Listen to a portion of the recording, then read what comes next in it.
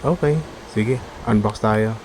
Xeno Excalibur 360 Gear Plat. Ang sabi daw is base daw to sa Beyblade Burst. Di ako sure. Di na rin kasi ako nakasubaybay. Tsaka ang napanood ko lang kasi is Generation 1 lang na Beyblade. Tapos ito, Gen 4 na Beyblade. Hanggang dun lang. Yung 2 and 3 hindi ko na napanood. Noong mga panahon na kasi yun, medyo busy na ako eh. Kaya hindi na ako nakasubaybay. Isa pala siya sa parte ng X-Over project ng Beyblade X. Habang ina-unbox ko to, try ko ipakilala isa-isa yung mga parts. Ang beat niya is gear flat, habang ang ratchet naman niya is 360. At ang blade na Xeno Excalibur. Let's add some stickers.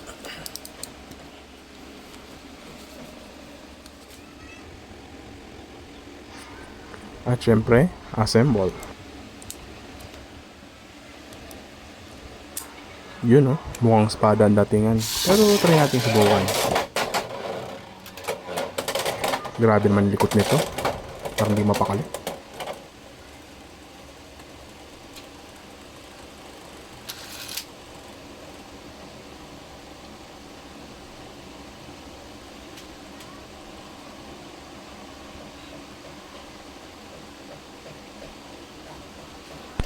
Okay, thanks for watching. Bye bye.